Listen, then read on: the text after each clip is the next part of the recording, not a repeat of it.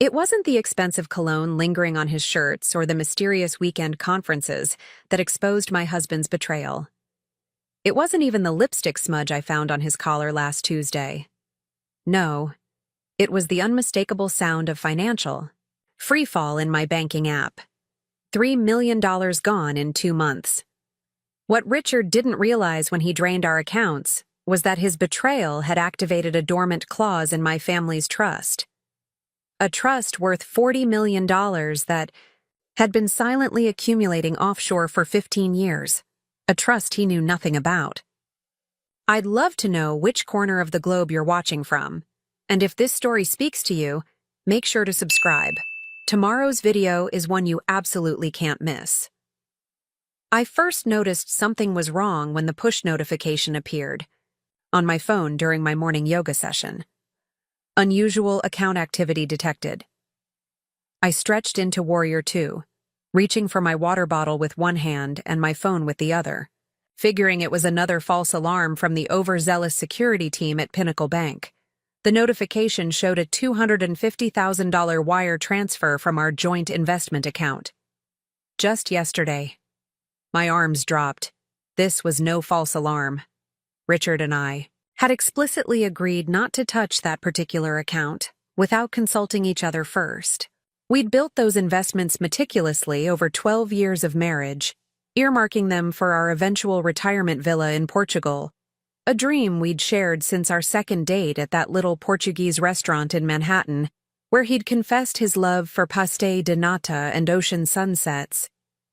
There must be some mistake, I murmured, abandoning my yoga routine.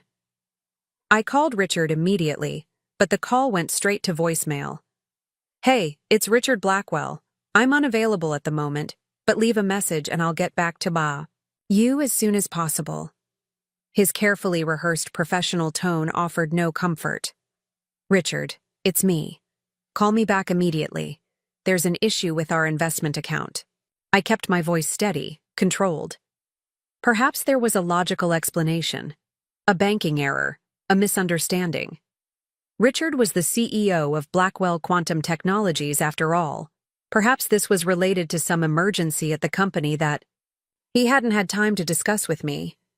My phone remained silent as I showered and dressed for the day. I chose a crisp white blouse and charcoal pencil skirt, my armor for confrontation. As I slipped on my grandmother's sapphire earrings, the ones I wore whenever I needed her strength, I noticed Richard's side of the closet looked unusually sparse.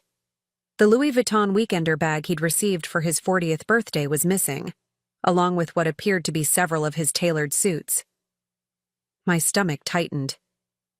Opening my laptop, I logged into our online banking system and began methodically checking every account. Our main checking account, which typically maintained a healthy 6-figure balance for household expenses and emergencies, $3,214.76 remaining. Our joint savings account, where we'd accumulated funds for luxury purchases and vacations, $7,851.33 is remaining. The investment portfolio we'd built together, once worth over $3.2 million, now showing a balance of $891,235.04.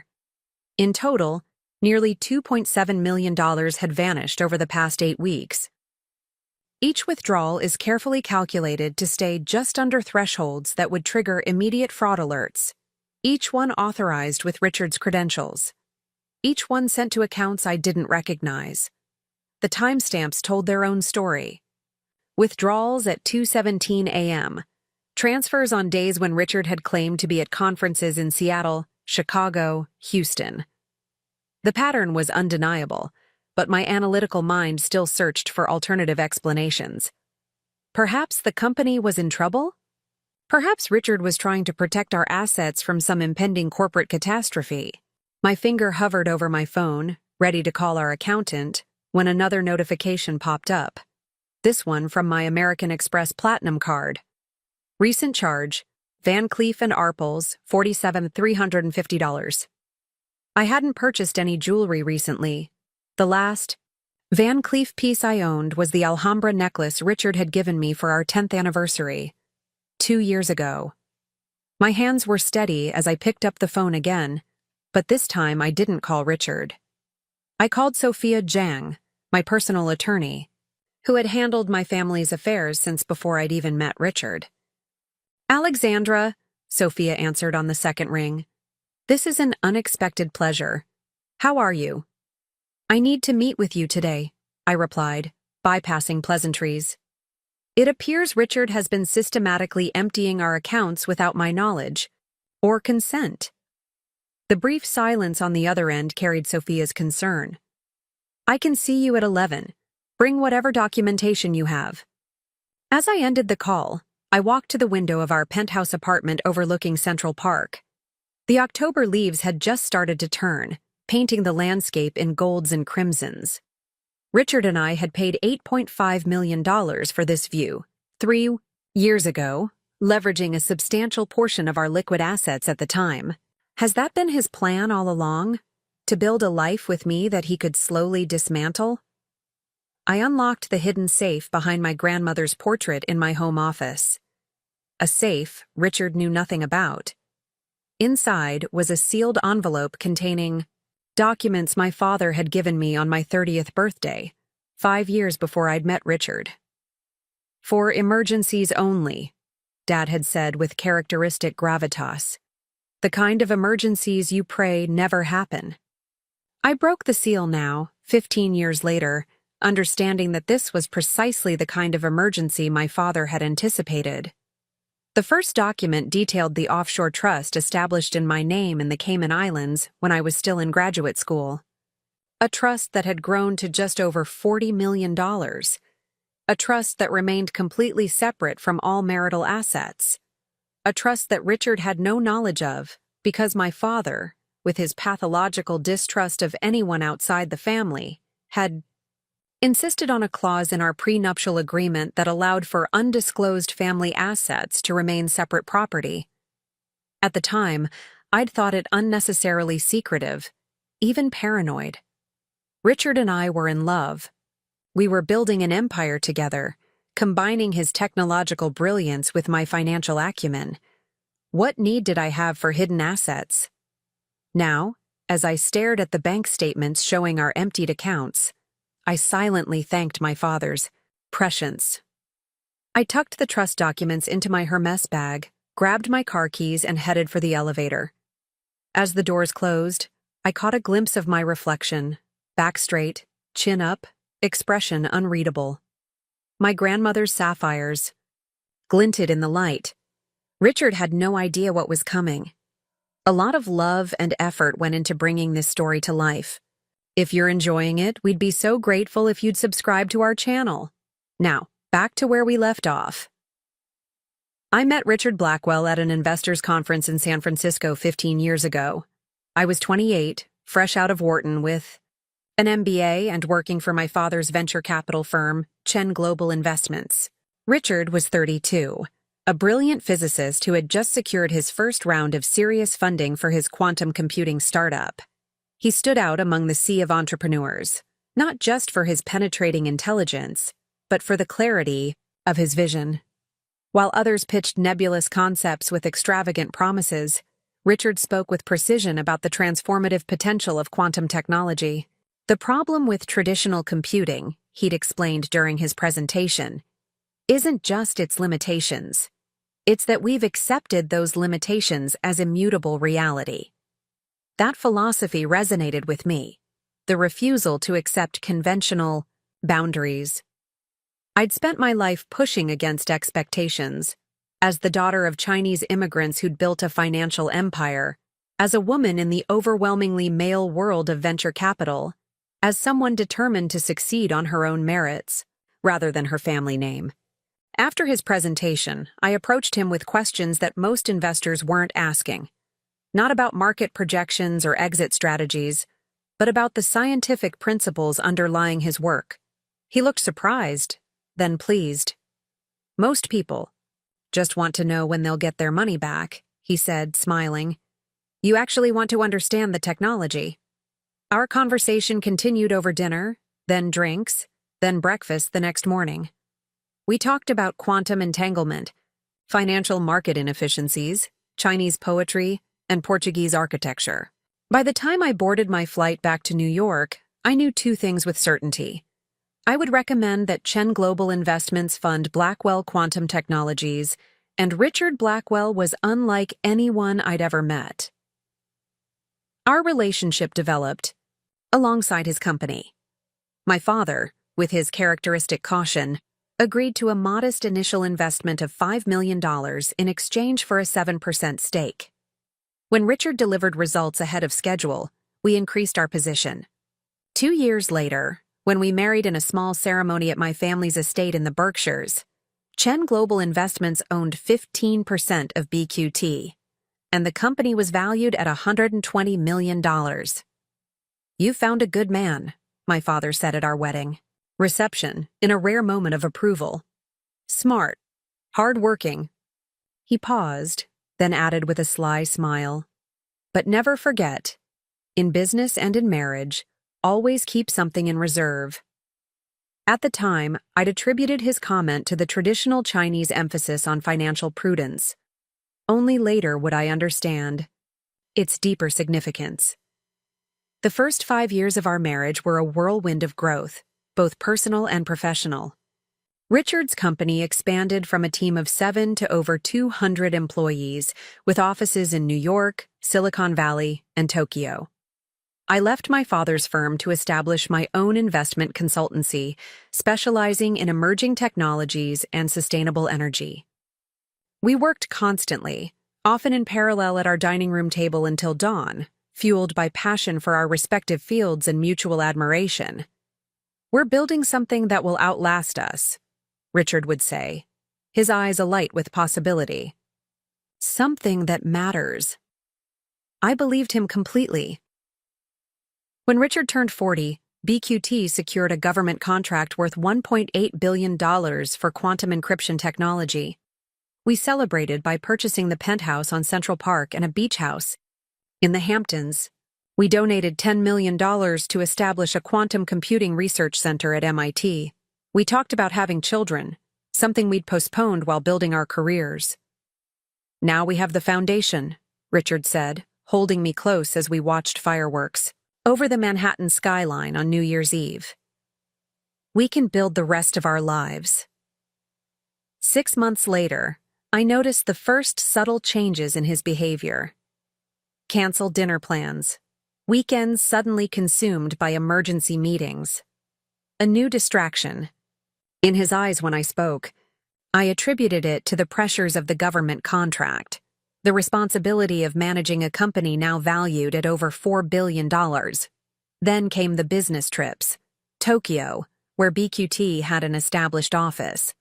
Then London, where we were considering expansion. Then Singapore, Dubai, São Paulo, cities where we had no current business interests but enormous potential, according to Richard. I didn't suspect infidelity.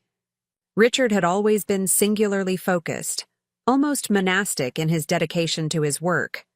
Besides, we still shared moments of genuine connection. Intellectual sparring over breakfast, comfortable silences while working side by side, the familiar rhythm of our intimacy. What I did notice was a new secrecy surrounding the company finances. Richard, who had always been transparent about BQT's operations, began to deflect my questions about certain expenditures. The quarterly reports sent to investors became more opaque, filled with technical jargon that obscured rather than clarified the company's position. "It's the nature of government contracts," he explained when I pressed him. "There are security considerations, confidentiality agreements. I can't share everything, even with you." I might have accepted this explanation indefinitely if not for my father's unexpected death 8 months ago. At 72, he suffered a massive stroke while swimming his daily laps. In his typical fashion, he'd left everything in meticulous order: his personal affairs, the company, his estate. As his only child, I inherited control of Chen Global Investments and its 15% stake in BQT, along with his personal fortune. The day after his funeral, his longtime attorney delivered a letter my father had written to be opened upon his death. "Alexandra, it began. If you're reading this, I am gone, and you must now rely entirely on your own judgment. Trust it. It has always been sound. But verify everything, especially where your husband's company is concerned. I've had my doubts about some of BQT's recent financial maneuvers. Nothing concrete enough to warrant confrontation, but enough to make me uneasy. Remember what I've always taught you. Love with your heart, but invest with your head. I'd set the letter aside at the time, overwhelmed by grief and the sudden responsibility of leading Chen Global Investments. Now, as I drove to Sophia's office with evidence of Richard's financial betrayal, my father's warning echoed in my mind with prophetic clarity. Sophia Zhang's office occupied the entire 48th floor of a sleek glass tower in Midtown. The reception area exudes quiet power, minimalist furnishings, museum-quality Chinese art, and floor-to-ceiling windows overlooking the city. I'd always appreciated how Sophia balanced her Chinese heritage with contemporary American business sensibilities, creating a space that was both familiar and formidable. Alexandra, she greeted me, emerging from her office. At 58, Sophia commanded attention. Impeccably tailored suit, silver-streaked black hair pulled into a precise chignon, eyes that missed nothing. She'd been my father's attorney for 30 years before becoming mine. Let's talk privately. I followed her past the curious eyes of junior associates into her corner office. Without preamble, I placed my laptop on her desk and opened the banking records I'd compiled. These are our personal and joint accounts, I explained, scrolling through the statements. Over the past 8 weeks, Richard has systematically withdrawn nearly $2.7 million. No discussion, no explanation. Sophia studied the screen, her expression neutral. Any unusual activity before this 8-week period? Nothing significant. Occasional large withdrawals, but always with my knowledge. Property purchases, investments, charitable donations. And the company? She asked, looking up sharply. BQT Financials? That's where it gets complicated. I pulled up additional files, the increasingly opaque quarterly reports, emails between Richard and the CFO that I'd accessed using my credentials. As a major investor, fragments of information that, taken individually, seemed innocuous enough. Since securing the government contract, Richard has restructured financial reporting. As majority shareholder and CEO, he has considerable latitude. Sophia's frown deepened as she examined the documents. Your father had concerns about this. Did he ever share them with you directly? Only in the letter after his death. I handed her a copy, which she read quickly. Typical James, cryptic but prescient. She set the letter aside. We need to investigate this systematically. First, we need to trace where the $2.7 million went. Multiple accounts, I replied. I've identified some, but I believe they're just waypoints. Sophia nodded, then pressed her intercom. Send in Marcus, please. Moments later, a young man in his 30s entered, broad-shouldered with keen eyes and a precise manner. Marcus Lee, Sophia introduced him. Our forensic financial investigator, Georgetown Law and MIT Computer Science. He specializes in following digital money trails, Marcus nodded respectfully. Ms. Chen, Marcus, Alexandra needs complete financial intelligence, both personal accounts and corporate structures, priority and discretion. He absorbed this without visible reaction. Timeline? Yesterday, I answered. I'll need access credentials and any starting points you have. I handed him a flash drive. Everything I've found so far, including account numbers where Richard sent the funds. As Marcus left to begin his work, Sophia turned back to me. Now for the trust. Show me. I removed the trust documents from my bag and spread them across her desk. The Cayman Islands Trust had been established when I was 25, structured, with multiple layers of protection and privacy that only someone with my father's paranoid financial instincts would consider necessary. Initially funded with $10 million, it had grown to over $40 million through careful management and strategic investments. According to its terms, it would remain separate from all marital assets, regardless of jurisdiction or circumstances. Your father was thorough, Sophia remarked, examining the provisions. This is completely insulated from any claims Richard might make, even if he somehow discovered its existence. There's more, I said, revealing the final document. A secondary trust was established 6 months ago, just before my father's death. It contains intellectual property rights to key BQT patents that my father's original investment helped fund, which gave him certain rights according to the initial agreements. Sophia's eyebrows rose fractionally, the equivalent of astonishment from someone with her professional reserve. Does Richard know about this? No. My father transferred the rights quietly, using provisions in the original investment agreement. The patents themselves remain with BQT for use, but the underlying ownership was transferred to this trust in your name. Clever, Sophia murmured. If BQT ever tried to sell or transfer these patents without proper authorization, it would trigger immediate legal challenges and potential injunctions, I finished. My father didn't trust Richard's recent direction with the company. This was his insurance policy. Our conversation was interrupted by Sophia's assistant, Ms. Zhang. Mr. Li requests your presence in the conference room. He says it's urgent. We found Marcus surrounded by 3 monitors, lines of code and financial data flowing across the screens. He looked up as we entered, his expression grim. I've traced the initial transfers, he reported without preamble. The money moved through 4 separate institutions before landing in a holding company called Quantum Future LLC, registered in Nevada 3 months ago. And who owns Quantum Future? I asked, though I already suspected the answer. On paper, it's owned by another shell company based in the Seychelles, but I found incorporation documents listing Elise Vaughn as the managing director. The name meant nothing to me. Who is she?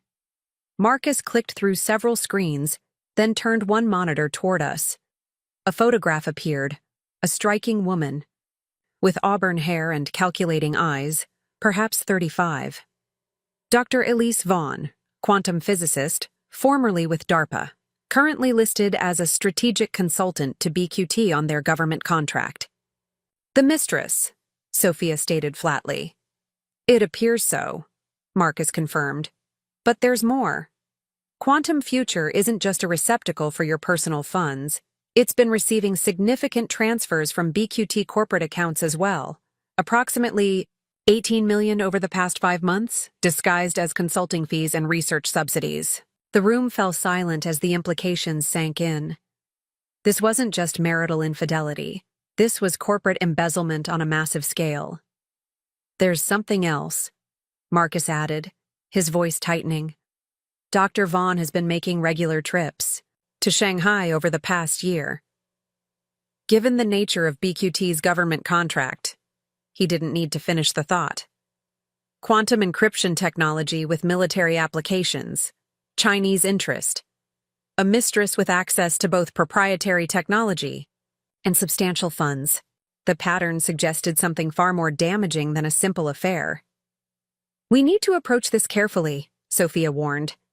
If there are national security implications— First, we secure my position, I interrupted, my mind racing ahead. Chen Global Investment still owns 15% of BQT. Combined with the patent trust and other minority shareholders who would align with me, I can force an emergency board meeting. Sophia nodded slowly. What are you thinking, Alexandra? Met her gaze steadily. I'm thinking it's time to activate the Offshore Trust, not just to protect my assets, but to take control of BQT before Richard can do any more damage. As I spoke the words, I felt a calm certainty settle over me. This was no longer just about my husband's betrayal. It was about protecting everything my father had built, everything I had helped create. And perhaps, though I couldn't fully acknowledge it yet, about preventing a security breach that went far beyond our marriage or finances. Make the calls, I told Sophia. We move tomorrow. I didn't go home that night. Sophia arranged a suite at the Mandarin Oriental, A deliberate choice, as Richard would never think to look for me there. It was the hotel where we'd spent our first anniversary, and he'd complained incessantly about the excessive cost, despite our comfortable financial position at the time. A waste of resources, he'd called it. The irony wasn't lost on me as I settled into the luxurious space, my temporary command center for what was to come. At 7:15 the next morning, Marcus arrived with 3 assistants and additional equipment. They transformed the suite's dining room into a war room, multiple screens, secure communications, real-time financial monitoring systems. By 8:30, they had mapped the complete money trail from our personal accounts to Quantum Future LLC, and from there to various investments and properties. Most of your personal funds were used to purchase this, Marcus explained, bringing up images of a sleek modern home in the Malibu Hills. $6.2 million, purchased 3 months ago through a shell company. The deed lists Elise Vaughn as the beneficial owner. Our retirement money, I said quietly, funding their love nest. Marcus nodded grimly, then continued. The corporate funds followed a more complex path. He displayed a diagram showing money flowing through a dozen entities before consolidating in an account in the Cayman Islands. Not my trust, but one with striking structural similarities. It appears Dr. Vaughn used your family's trust as a template, Sophia observed. Likely after Richard shared details of your financial arrangements.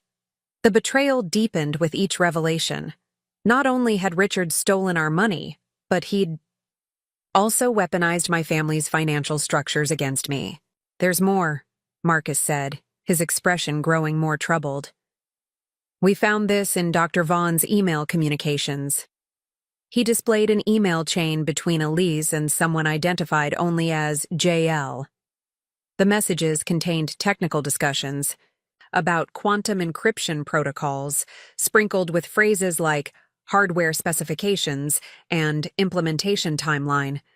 This could be legitimate work related to BQT's government contract, Marcus acknowledged, except for 2 things. First, these communications are happening on a private email server, not BQT's secure systems. Second, JL's IP address traces back to Shanghai. The room fell silent as we absorbed the implications. Corporate espionage, Sophia finally said. Possibly worse, Marcus nodded. Given the nature of BQT's government contracts, this could constitute a serious breach of national security protocols. We need concrete proof, I insisted. Speculation won't be enough to convince the board or authorities. I might have that, said a new voice from the doorway. We turned to find David Kim, BQT's chief security officer, standing there with Sophia's assistant. David had been with the company since nearly the beginning, one of Richard's first hires and one of the few executives I trusted implicitly. He'd always maintained a professional distance from Richard, reporting directly to the board on security matters rather than through the standard chain of command. Ms. Zhang's office contacted me yesterday, he explained, stepping into the room. I've had concerns for some time.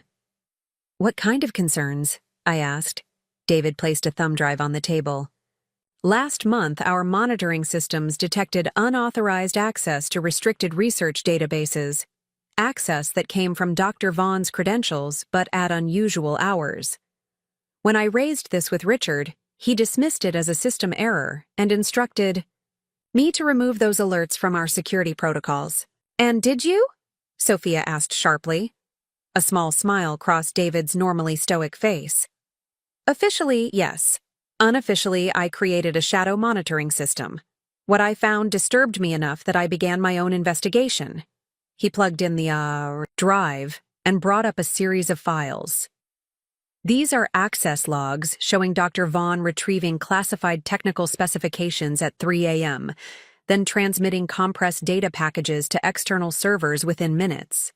The transmission destinations were masked, but with some effort, I traced them to locations in Shanghai and Beijing. I felt physically ill. My husband is selling military secrets to China. Not directly, David clarified. Based on the evidence, I believe Dr. Vaughn is the primary actor. Richard appears to be facilitating her access, whether knowingly or as an unwitting accomplice remains unclear. Does it matter? Marcus asked bluntly. Either way, it's treason. It matters for how we proceed, Sophia interjected. Alexandra's priority must be protecting herself and securing the company. If Richard is a willing participant in espionage, we need one approach. If he's being manipulated, we need another. I stared at the evidence displayed across the screens: financial trails, property records, security logs, email chains. The pieces formed a devastating mosaic of betrayal on multiple levels.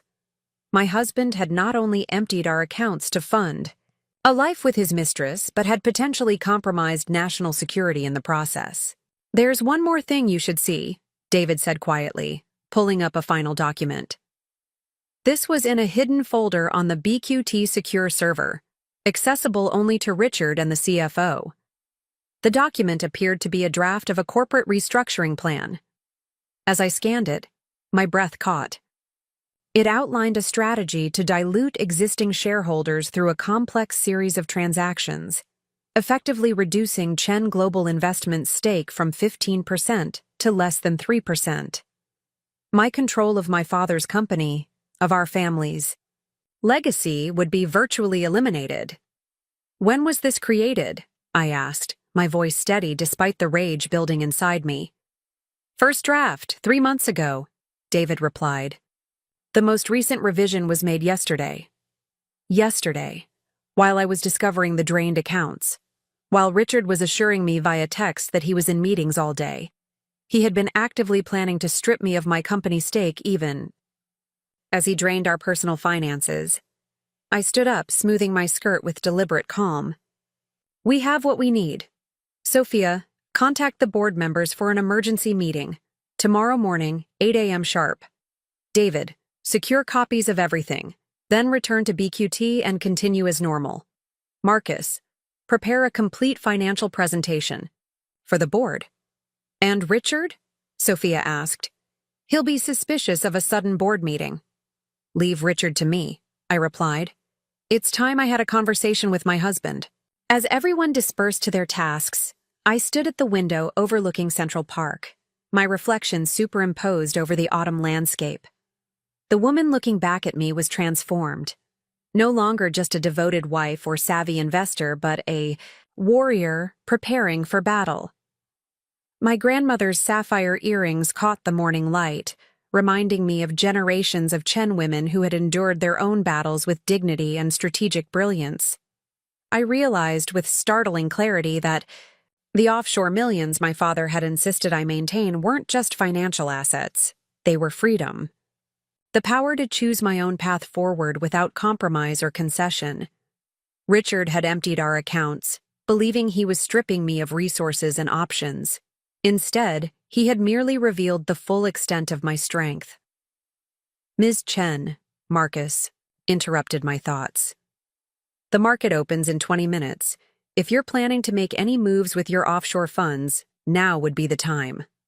I nodded, turning from the window with newfound resolve. Execute Plan A. Transfer $20 million from the Cayman Trust to the Acquisition Holding Company.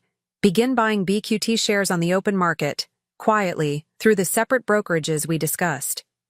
$20 million will get you approximately 4% of outstanding shares at current market rates, he calculated quickly. Combined with Chen Global Investments' 15% and the proxy agreements Sophia secured overnight, that puts us at 26%, I replied. More than enough to force a vote on Richard's removal. The gears were now in motion. By this time tomorrow, Richard would understand exactly what it meant to underestimate Alexandra Chen. My phone rang as Marcus executed the stock purchase orders. Richard. Alexandra? His voice carried a practiced, casual tone that now sounded hollow to my ears. I just got out of meetings. Did you call earlier about some account issue? I muted the audio feed from my end so he couldn't hear the activity in the room, then switched to speaker mode so everyone could listen. Yes, I replied, matching his casual tone. There seems to be some unusual activity in our joint investment account. Nearly $250,000 transferred out yesterday. Ah, that. A slight hesitation. The Morrison deal. I mentioned it last month. That real estate opportunity in Seattle? The investment window opened suddenly, and I had to move quickly. Should provide excellent returns. The lie flowed effortlessly. There was no Morrison deal, no Seattle real estate opportunity. The money had gone directly to Quantum Future LLC. I see, I said, injecting mild confusion into my voice. I don't remember that discussion, but I've been distracted with taking over Chen Global. Speaking of which, I'd like your input on some company matters. Dinner tonight? Another hesitation. Tonight's tight. I have to finish the presentation for the DoD meeting tomorrow. Perfect. I'll come to your office. We can work late together, like we used to. I deliberately referenced our early days, when we'd frequently worked side by side into the night. I'll bring dinner from that Thai place you like. 7 o'clock? Well, sure, Richard acquiesced, unable to find a plausible reason to refuse. 7 works. After we hung up, Sophia raised an eyebrow. A confrontation at BQT headquarters seems risky. Not confrontation, I clarified. Reconnaissance. I need to see what he's doing in that office, and I need to assess whether he suspects anything. The board meeting is less than 24 hours away, and I want to look him in the eye before I make my final decision about how to proceed. What final decision? Marcus asked, glancing up from his monitors. I exchanged a look with Sophia, who nodded almost imperceptibly. She understood what I was considering. Whether to involve federal authorities immediately regarding the potential espionage, or to handle this more privately, I explained. My priority is protecting the company and its legitimate work. How we address Richard's betrayal depends partly on his current state of mind. You should have security, David insisted. If Richard suspects anything, he won't harm me, I said with certainty. That would undermine the narrative he's constructing. Remember, according to that corporate restructuring plan, he intends to ease me out gradually, preserving appearances while systematically reducing my influence. Violence would disrupt that strategy. The room fell silent as everyone absorbed the cold calculation in my assessment. I wasn't speaking from emotional trust in my husband's character. I was analyzing his likely behavior based on his strategic objectives. It felt strange to view my marriage through such a lens, but each revelation had further distanced me from any emotional attachment to Richard Blackwell. Besides, I added, I won't be entirely unprotected. I turned to David. I assume BQT's security systems record all access and activities? Yes, he confirmed. Every door entry, elevator use, and computer login is logged. The executive offices have additional monitoring, ostensibly for security purposes. Perfect. I need you monitoring those feeds tonight. If anything seems concerning, Sophia has a team ready to intervene. With that settled, we turned to finalizing our strategy for the board meeting. Sophia had already secured verbal commitments from 4 of the 7 non-executive board members, who collectively represented various investor groups. Combined with my own shares and newly acquired stake, we had the votes needed to remove Richard. What about the DoD contract? Marcus asked, raising a crucial concern. If Richard is removed and there are federal investigations into potential espionage, the government could pull the contract entirely. I've thought of that, I replied. David, who at BQT besides Richard has complete knowledge of the contract deliverables? Dr. Lin Wei, he answered without hesitation. She's the technical lead who developed most of the core encryption protocols. Richard has been gradually sidelining her over the past 6 months as Elise Vaughn gained influence, but Lin still understands the technology better than anyone. Is she trustworthy? Absolutely. She's expressed concerns about some of Elise's technical modifications, concerns that Richard dismissed. Lin has been with BQT since nearly the beginning and holds several of the key patents. The same parents my father secured in that secondary trust, I noted, pieces clicking into place. Contact her, discreetly. Tell her I need to meet privately, before the board meeting tomorrow. As David stepped away to make the arrangements, Sophia pulled up the legal documentation we'd need for the board meeting. We should discuss severance terms. Severance? I laughed incredulously. After what he's done? Strategic severance, Sophia clarified. Terms designed not for Richard's benefit, but to protect the company and recover assets. We offer a minimally acceptable package contingent on full cooperation, return of misappropriated funds, and ironclad non-disclosure agreements. And if he refuses? Then we proceed with criminal charges, civil litigation, and asset freezes. Sophia's expression was impassive. The severance isn't generosity, Alexandra. It's calculated efficiency. I nodded, understanding her reasoning. A prolonged legal battle would damage BQT's reputation, potentially jeopardizing the government, contract, and shareholder value. A clean break, even one that allowed Richard to retain some dignity and resources, might better serve the company's interests, provided we recovered the bulk of the stolen funds. Draft both scenarios, I instructed. But make the severance painful enough that he feels it. I want our personal assets returned in full, his stake in BQT transferred to company ownership, and comprehensive cooperation with any security review. As the team continued preparations, I stepped into the bedroom of the suite to prepare for my evening with Richard. I selected a cream silk blouse and charcoal skirt, professional but approachable. Not the armor of confrontation, but the camouflage of normalcy. My phone chimed with a text from an unknown number. Meeting confirmed. 7 a.m. tomorrow. Secure location. LWW Dr. Lin Wei had agreed to meet. Another piece in place. At 6:30, as I prepared to leave for BQT headquarters, Marcus approached with a small device. A precaution, he explained, handing me what appeared to be an ordinary compact mirror. Audio recording with encrypted cloud backup. If Richard says anything incriminating, we'll have it documented. I slipped the device into my purse alongside my regular compact, a seemingly redundant item that would escape notice even if Richard happened to look through my belongings. The stock purchases are complete, Marcus added. 4.2%, acquired through 6 different brokerages.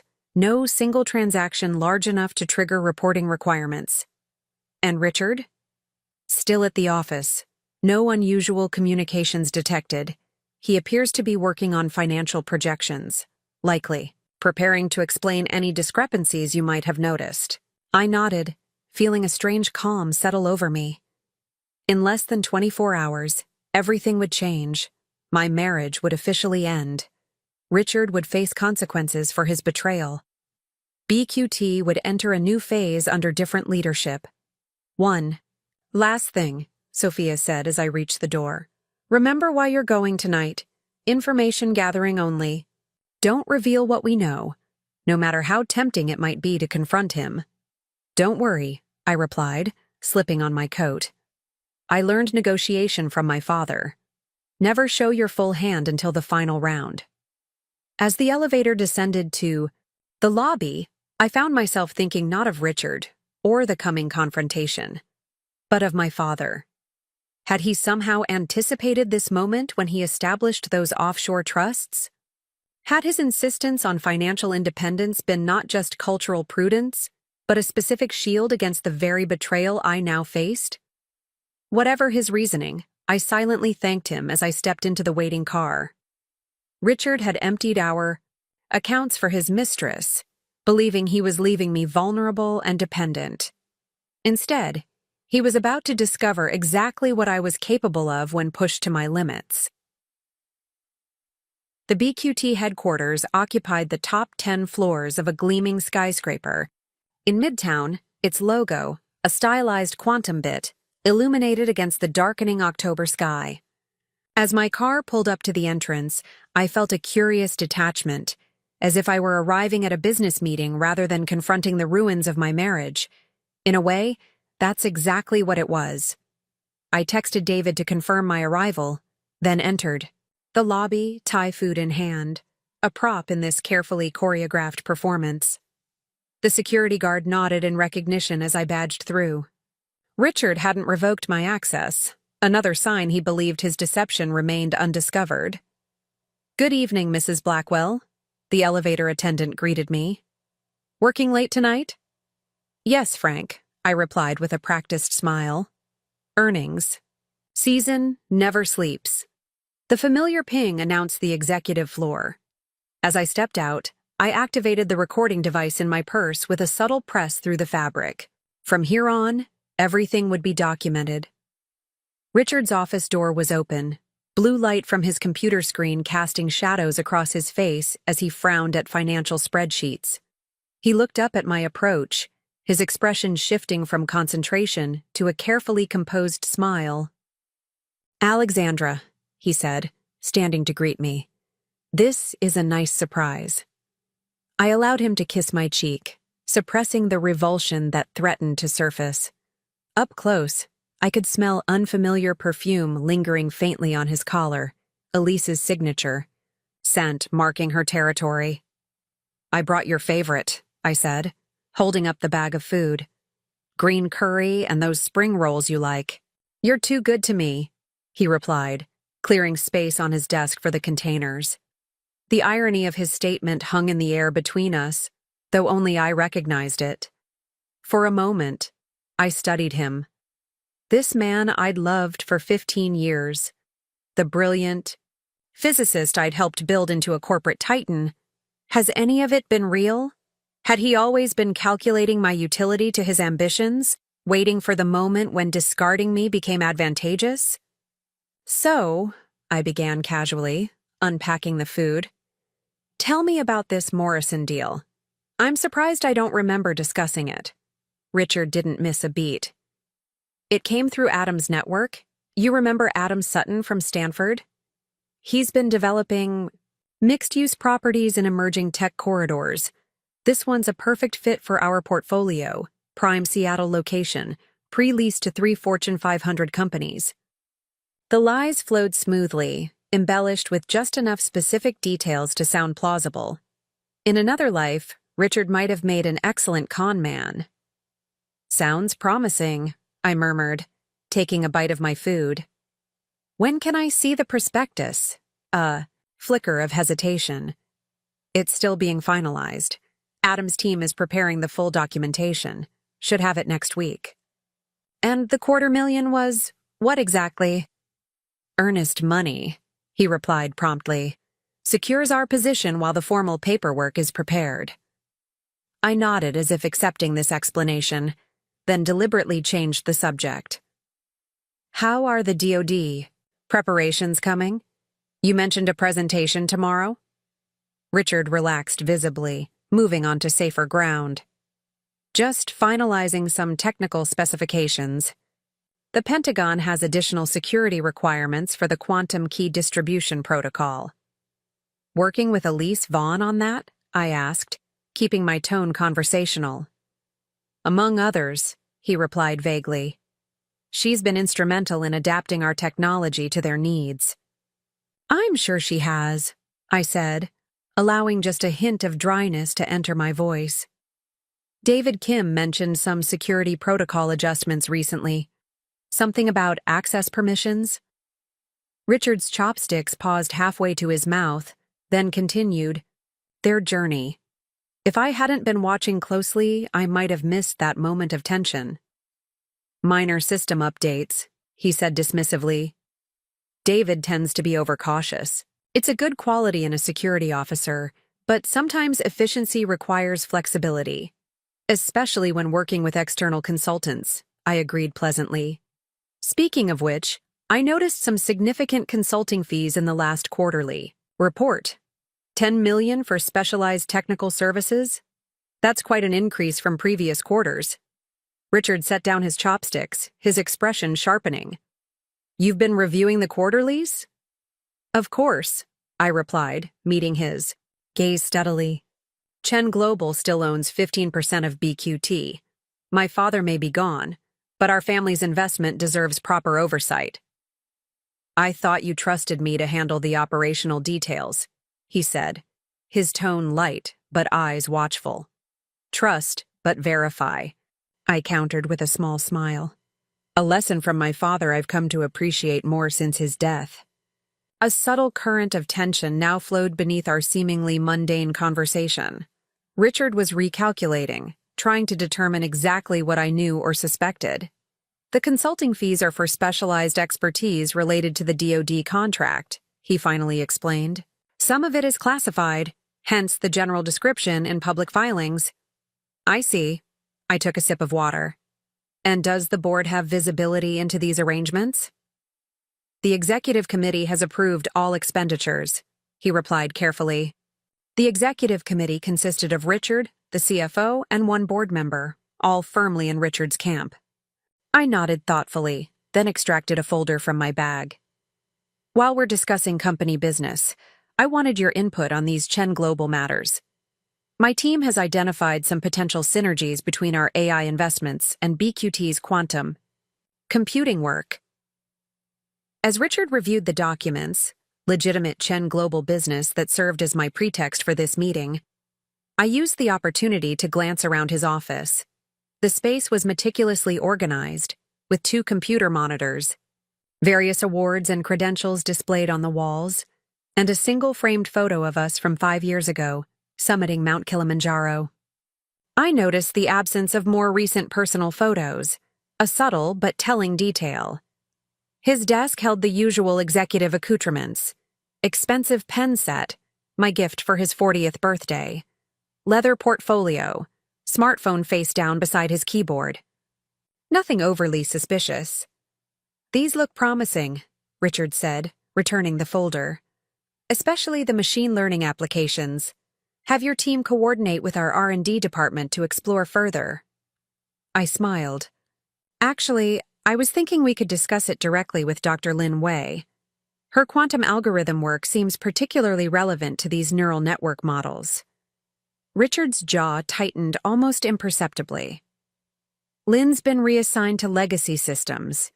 Dr. Vaughn leads our advanced applications research now. Really? When did that happen? I asked, feigning surprise. Lin was pioneering that field. Recent reorganization, he said dismissively. Elise brings fresh perspective and valuable connections. I'm sure she does, I thought bitterly, though my expression remained neutral. I'd still like to speak with Lin, for continuity's sake. I'll see if she's available, Richard replied non-committally, then checked his watch. I should get back to the DoD presentation. Was there anything else you needed to discuss? Just one thing, I said, gathering my belongings. I was thinking of attending the board meeting tomorrow.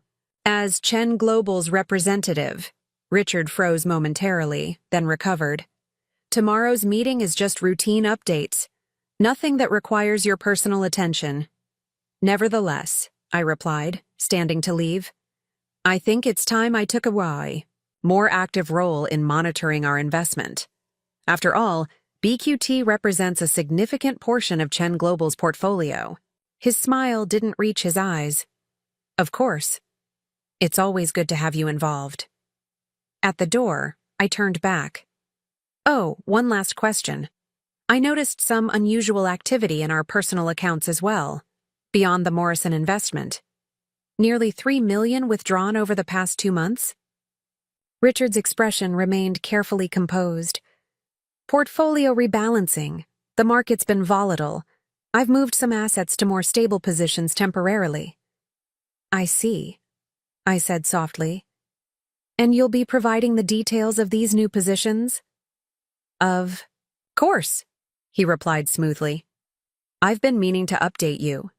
Things have been hectic with the DoD contract. I smiled one last time. No rush. I'm sure everything will become clear very soon. As I walked away, I heard him make a phone call, his voice too low to distinguish the words. I didn't need to hear them to know he was contacting Elise Vaughn, warning her that I was asking questions. In the elevator, I sent a text to Sophia.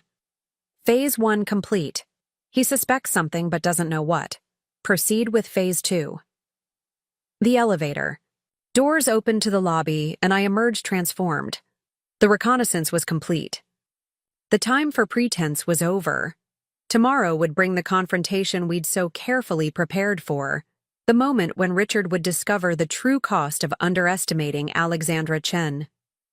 Met Dr. Lin Wei at 7 the next morning in a private room at the New York Public Library, neutral ground where we wouldn't be observed by anyone from BQT. She arrived precisely on time, a slender woman in her early 40s with intelligent eyes behind stylish glasses and an aura of contained energy. "Mrs. Blackwell," she greeted me formally, then hesitated. "Or should I say Ms. Chen? David mentioned you might prefer your family name under the circumstances." "Alexandra is fine," I replied, gesturing for her to sit. "Thank you for meeting me, especially with such limited context." Lynn nodded, her expression guarded. David indicated it concerned BQT's future and potentially the security of our work. That was enough. I studied her briefly. Lynn had been with the company for 11 years, joining shortly after completing her PhD at MIT. Her brilliance had helped establish BQT as a leader in quantum encryption. Yet Richard had systematically sidelined her in recent months. "What I'm about to share is highly sensitive," I began. "Before I continue, I need to know, where do your loyalties lie? With BQT as an institution, or with Richard personally?" She didn't hesitate. "My loyalty is to the work, the science, the integrity of what we've built." Her eyes flashed with sudden intensity.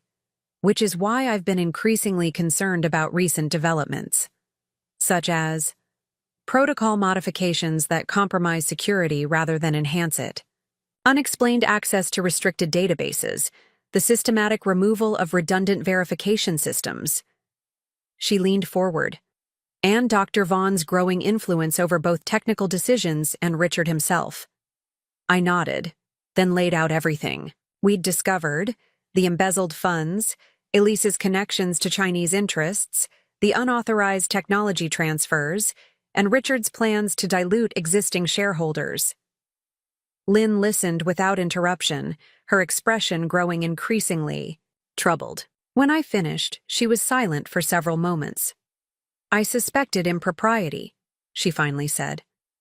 "But not at this scale, and certainly not espionage." She removed her glasses, pinching the bridge of her nose. "The DoD encryption protocol, the modifications Elise insisted upon, creates a subtle backdoor. I flagged this in my technical assessment, but Richard dismissed my concerns and removed me from the project." "Do you have documentation of your original assessment?" "Of course." Lynn's professional pride was evident. "I maintain meticulous records of all my work, stored on secure offline servers that Richard doesn't know about." "Would you be willing to present this information to the board this morning? Your technical credibility would be invaluable in explaining the significance of these compromises." Lynn hesitated only briefly. "Yes. BQT's work is too important to be corrupted this way." She met my gaze directly. "What's your plan for the company after Richard is removed?" "Stabilization first," I replied. "Then reassessment of all projects, especially the DoD contract. I'll need a trusted technical lead to oversee that process." A small smile touched Lynn's lips. "I'd be interested in that role." "Good." I checked my watch. "The board meeting begins in 1 hour. Let's proceed." We arrived at BQT headquarters separately. I entered through the main lobby, making no effort to conceal my presence. The receptionist's eyes widened slightly as I approached. Clearly, she hadn't expected to see me this morning. "Good morning, Mrs. Blackwell," she said, recovering quickly. "The board meeting is in the main conference room. They're just gathering now." "Thank you, Jennifer," I replied pleasantly, as if this were any normal day. In the elevator, I received confirmation texts from our team. Marcus had the financial presentation ready, David had secured all electronic evidence, Sophia had the legal documents prepared, and Lynn had arrived through a secondary entrance with her technical documentation. All pieces were in place. The executive floor hummed with subdued energy as I stepped off the elevator. Through the glass walls of the conference room, I could see board members settling into their seats, accepting coffee from assistants, reviewing materials. Richard stood at the head of the table, engaged in conversation with the CFO, Jackson Williams. As I entered, conversation stuttered to a halt. Richard looked up, momentary surprise flickering across his face before he composed himself. "Alexandra," he greeted me, his tone carefully modulated. "I didn't realize you'd be joining us so early." "I said I'd be attending," I replied calmly, selecting a seat halfway down the table rather than my usual place beside Richard. An awkward silence fell as Richard assessed this subtle but visible shift in dynamics. Several board members exchanged glances, sensing tension but unsure of its source. Richard cleared his throat. "Well, since everyone's here, let's begin. First item on the agenda is the quarterly financial review. Jackson, if you'll—" "Actually," I interjected smoothly, "I'd like to propose a modification to today's agenda." Richard's smile froze. "The agenda was distributed last week, as per protocol." "Yes, but circumstances have changed." I turned to address the full board.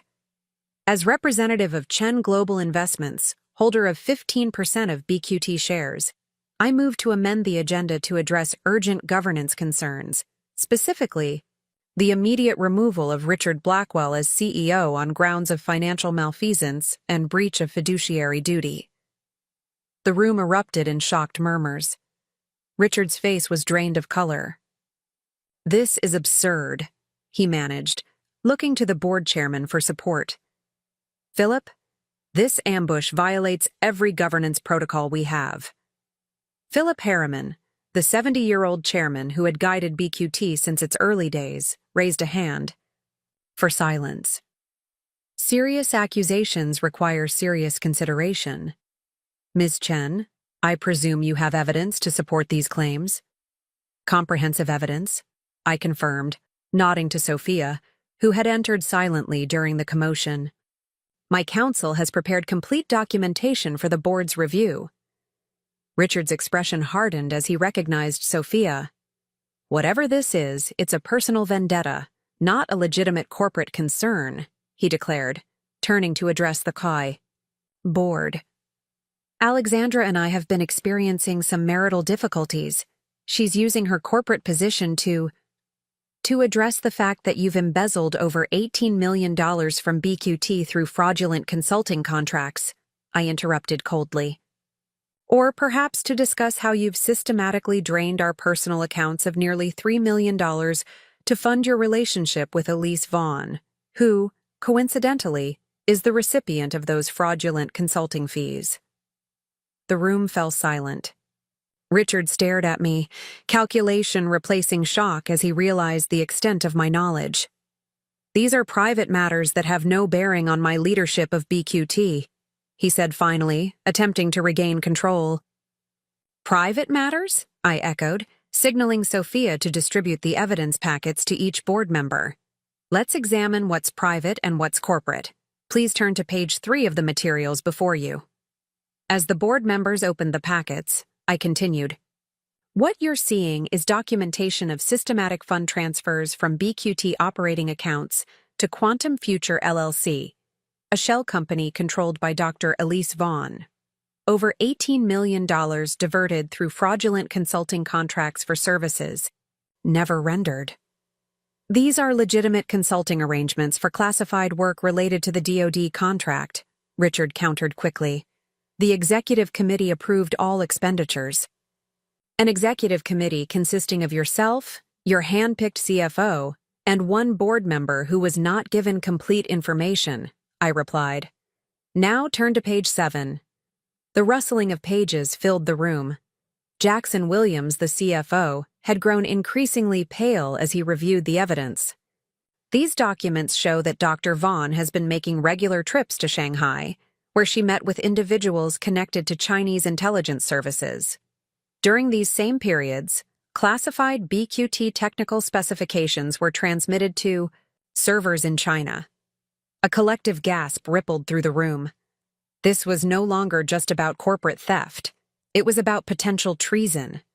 "This is preposterous," Richard declared, but his voice lacked conviction. "These interpretations of Dr. Vaughn's activities are speculative at best, malicious at worst." "Perhaps Dr. Wei can clarify whether they're speculative," I suggested.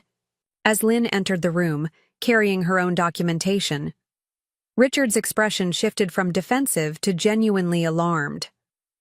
"Lynn has no authority to—" "Dr. Wei will present technical evidence showing how Dr. Vaughn's modifications to the DoD encryption protocols created deliberate vulnerabilities, backdoors that would allow unauthorized access to supposedly secure communications," I continued, ignoring Richard's interruption.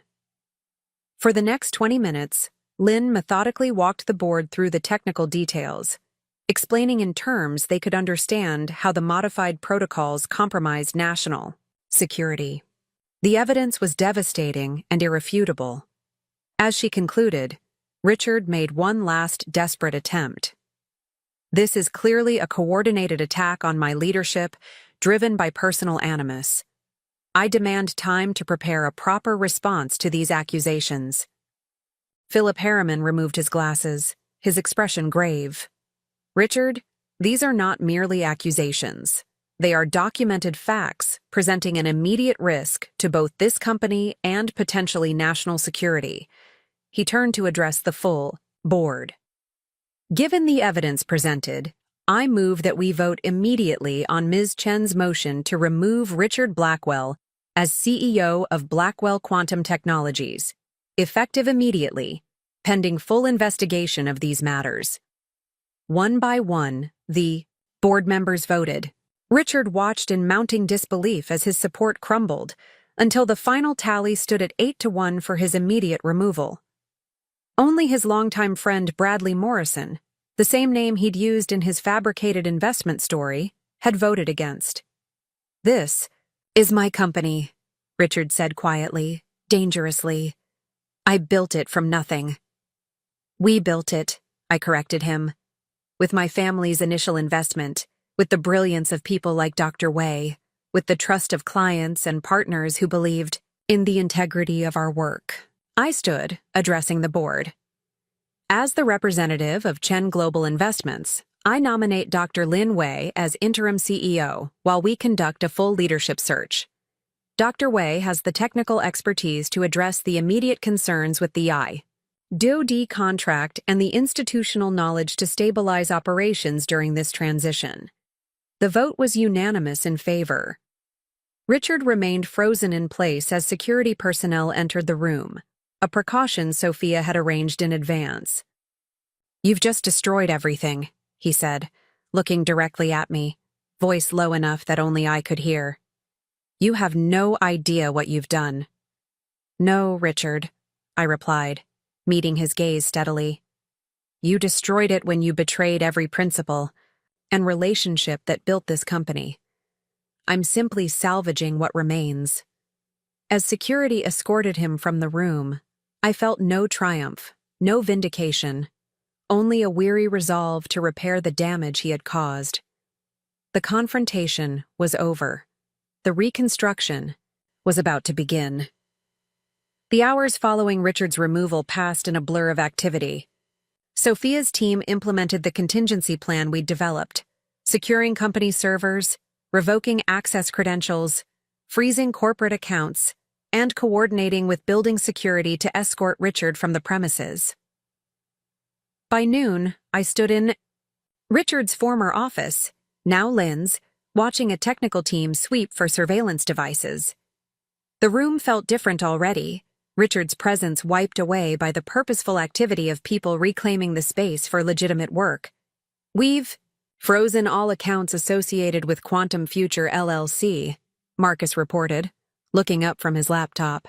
"Unfortunately, approximately 6 million appears to have been moved offshore in the last 12 hours, after your dinner with Richard last night." I nodded, unsurprised. "He suspected something and took precautions, What about Elise Vaughn? No sign of her at her apartment or at BQT today. Her office has been secured and is being examined by David's team. Marcus hesitated, then added, her passport was used at JFK this morning, 6:15 a.m. flight to Paris. Running, Sophia observed from across the room. That's essentially an admission of guilt. Or self-preservation, I countered. Either way, it complicates our recovery efforts. The door opened and Lynn entered, looking remarkably composed despite being thrust into the CEO role just hours earlier. The DoD representatives are here, she announced. They were already scheduled to review the encryption protocol today. Given the circumstances, we need to tell them everything, I said firmly. Complete transparency is our only path forward. Lynn nodded in agreement. I've prepared a technical briefing outlining the compromised elements and our immediate remediation plan, but they'll have questions beyond the technical issues. I'll join you, I offered. As a major shareholder and board member, I should be part of this conversation. The Department of Defense team consisted of 3 individuals, 2 technical specialists, and a stern-looking woman who introduced herself simply as Ms. Winters, DoD Contracts. Their expressions remained impassive as Lynn methodically explained the situation, the unauthorized protocol modifications, the backdoor vulnerabilities, the connection to Chinese interests, and Richard's removal. In essence, Lynn concluded, we believe Dr. Vaughn was systematically compromising the encryption system while using her relationship with our former CEO to avoid scrutiny. Ms. Winters removed her glasses, fixing us with a penetrating stare. Let me be clear, this represents a catastrophic breach of both contractual obligations and potentially national security. Under normal circumstances, this would result in immediate contract termination and possible criminal investigations. I maintained eye contact, refusing to show anxiety. We understand the severity of the situation. That's precisely why we acted decisively once we uncovered the evidence. Uncovered? One of the technical specialists raised an eyebrow. It appears these vulnerabilities existed for months, while your company's leadership either failed to detect them or actively concealed them. Both assertions are correct, Lynn acknowledged, her scientific integrity evident in her refusal to minimize the failure. I identified concerns with Dr. Vaughn's modifications and reported them to Richard Blackwell. He dismissed those concerns and removed me from the project. Ms. Winters made a note. And you didn't report these concerns through alternative channels? In retrospect, I should have, Lynn admitted. But at the time, I had no concrete evidence of malicious intent, only technical reservations that could be explained as different design philosophies. I interjected carefully. What matters now is that we've identified the compromised systems, removed the responsible parties, and are prepared to implement immediate remediation under appropriate oversight. For the next 2 hours, the technical team grilled Lynn on every aspect of the encryption protocol, testing her knowledge and assessing the viability of her proposed fixes. Throughout, she demonstrated not just technical mastery, but an unwavering commitment to security integrity that seemed to gradually earn their respect. Finally, Ms. Winters closed her portfolio. We will need to report this situation up our chain of command. In the meantime, all work on the current protocol implementation is suspended. Dr. Wei, your team will provide our technical specialist with complete access to all relevant systems and documentation. Of course, Lynn agreed immediately. Ms. Chen, Ms. Winters continued, turning to me. As a major shareholder and board member, you should understand that BQT's future relationship with the Department of Defense hangs by the thinnest of threads. Only the evident value of your core technology and Dr. Wei's apparent integrity give you any chance of salvaging this contract. I nodded, accepting the gravity of her warning. We understand. Complete transparency and cooperation are our only priorities. After the DoD team departed, Lynn sank into her chair, exhaustion finally showing on her face. That was intensely unpleasant, but could have been much worse. They're giving us a chance, I agreed. Limited and conditional, but still a chance. The technical remediation is straightforward, Lynn observed. Rebuilding trust will be the greater challenge. My phone buzzed with a message from Sophia. Federal agents requesting meeting Revon espionage concerns. Your presence is requested ASAP. I showed the message to Lynn, who nodded grimly. I expected this. Go, I'll continue damage control. Here. The federal agents occupied a conference room 2 floors below. 3 men and 1 woman. Their government credentials identifying them as FBI counterintelligence specialists. Ms. Chen, the lead agent began after introductions. We need to understand the full extent of Dr. Vaughn's activities and your husband's involvement. For the next hour, I provided a detailed chronology of events, sharing copies of the evidence we'd compiled. The agents took notes but revealed little about their own knowledge or intentions.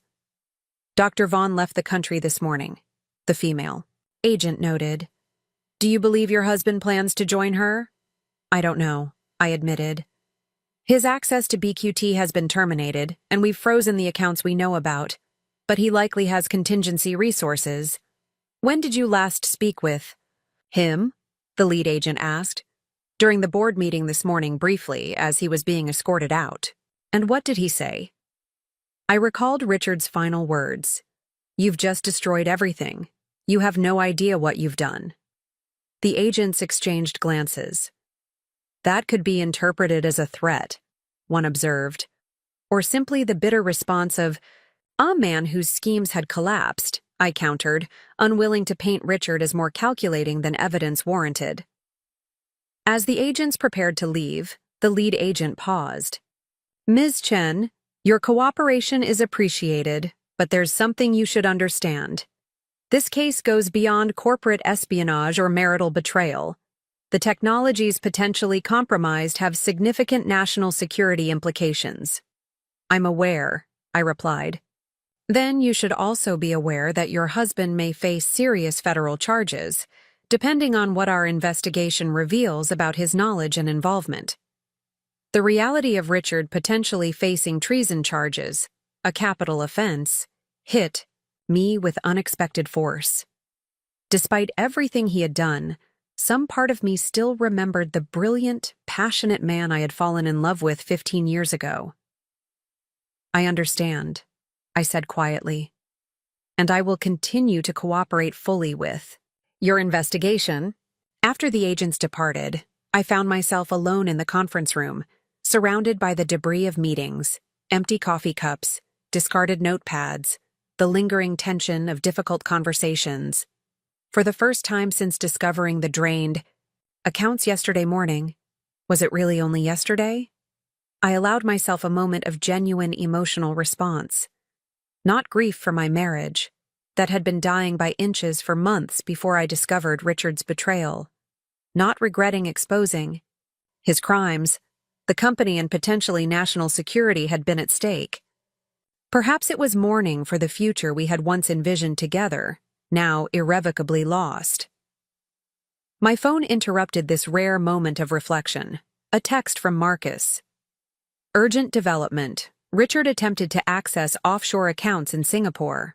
Appears to be booking private aircraft. The moment of sentiment evaporated. Richard was running, just as Elise had. I texted back. Alert federal authorities with all details. Track everything. Then I called Sophia. Richard's trying to flee the country. We need to lock down every financial avenue immediately. Already in progress, she replied. But there's another development. The CFO, Jackson Williams, is cooperating. Says he has evidence Richard coerced his participation in the financial fraud by threatening to expose personal indiscretions. Does his evidence implicate Richard in the espionage angle as well? Unclear, but he's willing to testify about Richard's explicit knowledge of the funds going to Quantum Future and Elise. I considered this. Jackson had been Richard's ally for years, yet was now apparently scrambling to save himself by providing evidence against his former boss. It was both predictable and vaguely distasteful. Have his testimony properly documented, I instructed, but verify everything independently. Richard may have prepared Jackson as a contingency, someone who would offer limited admissions while concealing the full extent of their activities. As I ended the call, a notification appeared on my phone, an email from Richard sent to my personal account. The subject line read simply, "You don't understand what you've done." For a moment, I hesitated, finger hovering over the message. Then I forwarded it unopened to Sophia and the federal agents, adding, "Received just now. Have not opened."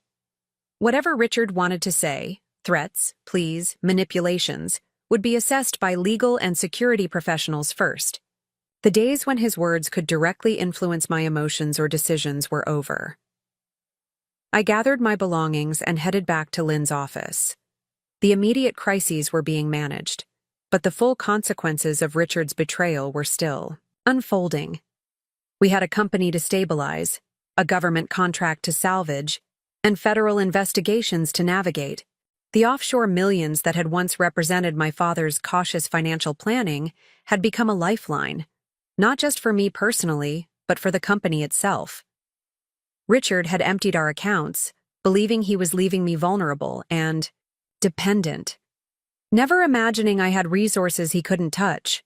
His miscalculation would cost him everything.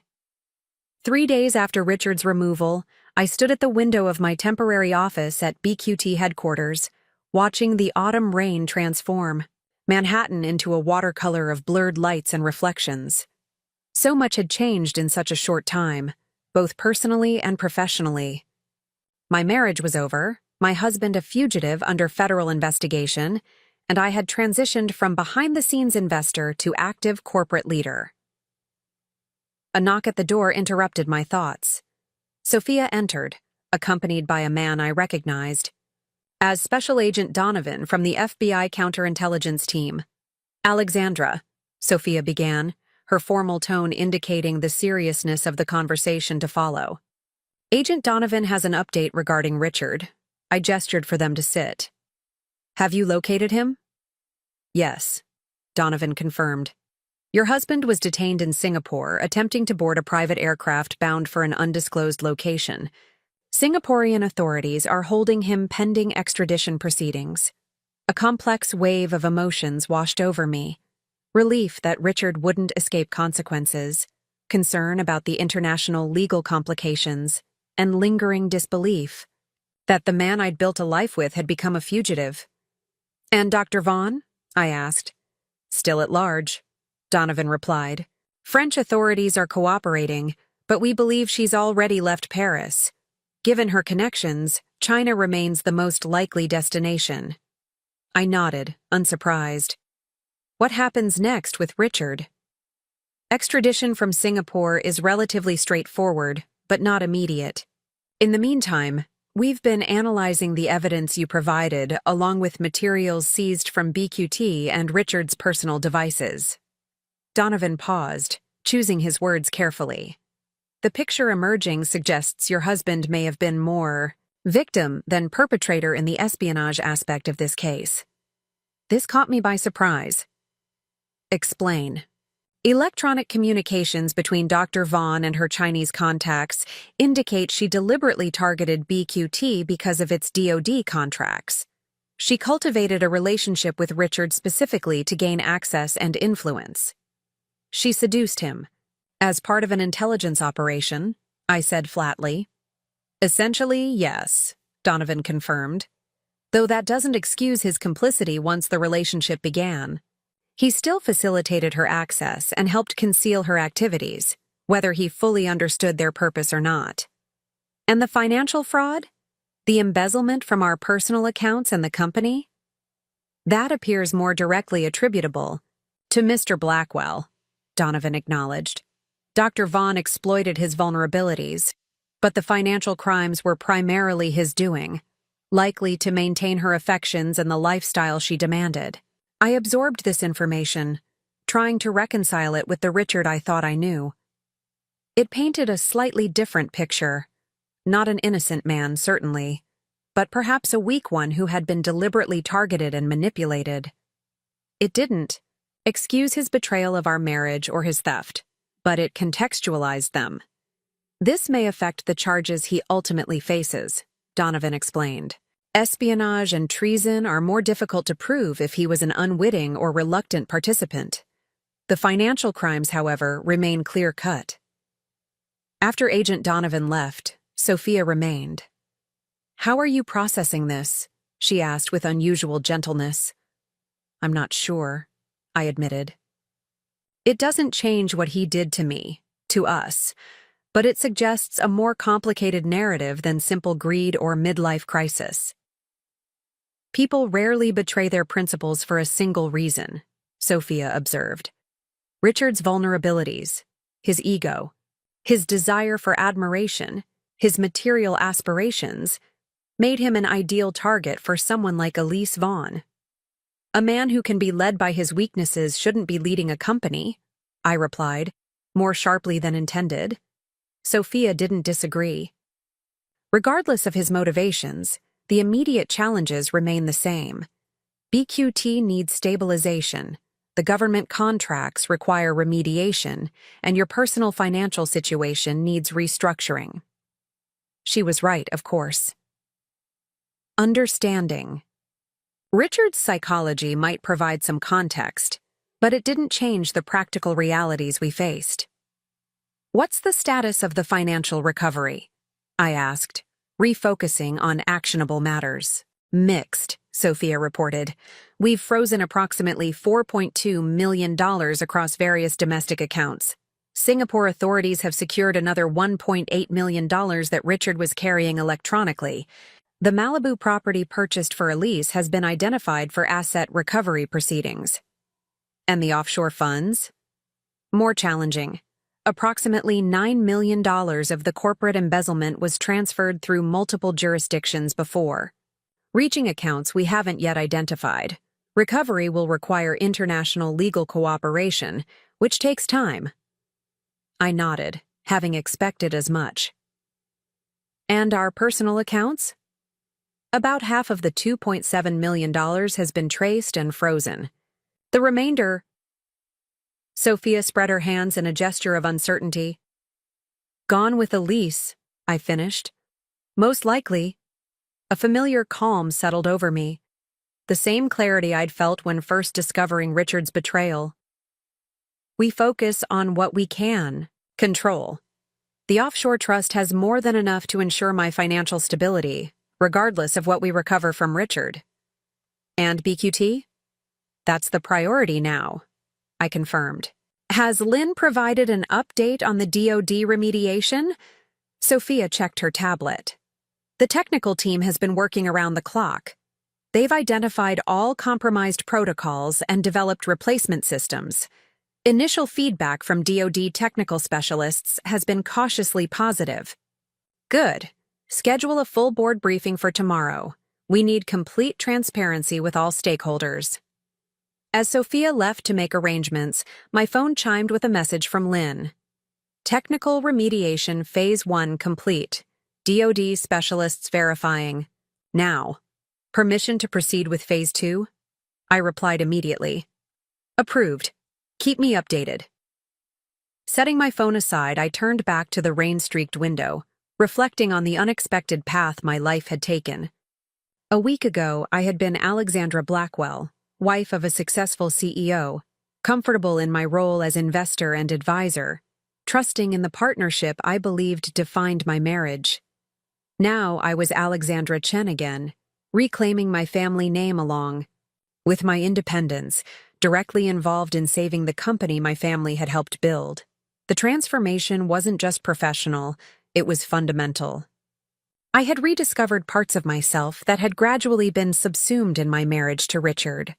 My decisiveness, my strategic thinking, my willingness to take bold action when necessary.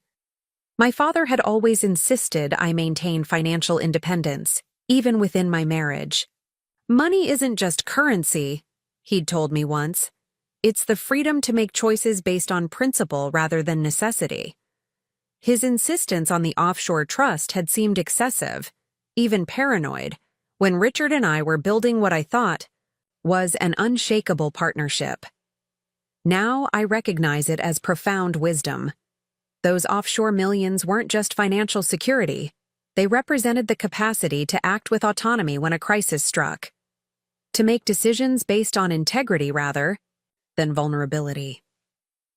A knock at the door interrupted my reflections. David Kim entered, carrying a secure tablet.